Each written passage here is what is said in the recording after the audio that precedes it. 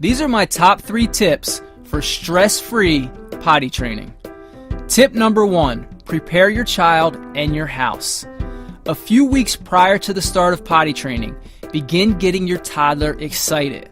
Read them potty training books and take them to the store with you to pick out their potty. You want to make this an exciting experience and let them know that it is a privilege that they have earned for being a big boy or a big girl. You can also let your child pick out a few pair of new underwear with their favorite character or superhero on them.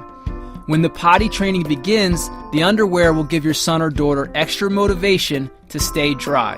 All you need to do is stress to them that the characters don't like to get wet. Finally, you want to clear your schedule for about 7 to 10 days. Make sure you can devote the majority of your time to toilet training. This is not a process that you can just squeeze into a busy schedule. The parents that do this are the ones that face regression and have a horrific story about a 3-month potty training nightmare.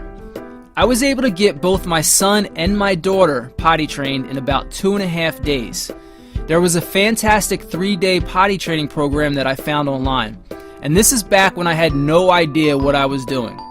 Some people prefer to figure things out at their own pace, so it's fine if you want to do it yourself. Like I said, just allow yourself about 7 to 10 days and you'll be fine.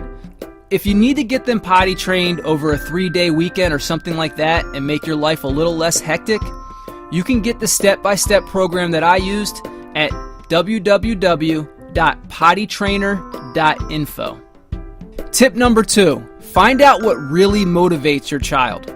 The topic of rewarding a child during the potty training process is highly debated. I say, bribe the heck out of them. You just need to find out what motivates them the most. On day 1, I put together a reward basket of candy and snacks. I told my son that each time he peed in the potty, he could pick out a snack. But I learned very quickly that food just didn't motivate him like I thought it would. So on day 2, I emptied that basket and put together a new basket full of cars, trucks, and cool little toys for him to pick out. And that did the trick. His interest in potty training increased and the accidents decreased. Many children also respond really well to a potty training chart, so perhaps you can incorporate that into your reward system also. The bottom line is, figure out what motivates your toddler and stick to that. Tip number 3, put them on the toilet often. You want to put them on the toilet as often as every 15 minutes in the beginning. This may sound excessive, but remember that repetition breeds success. You can even set a timer and let them know that each time it goes off, it's time to sit on the toilet. So those are my top 3 potty training tips for toddlers. If you want to keep the momentum going, check out that website that I mentioned earlier, pottytrainer.info.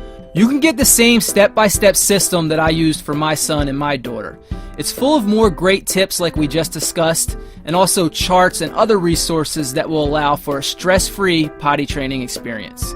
Thank you for watching my video, and I wish you and your child the best of luck.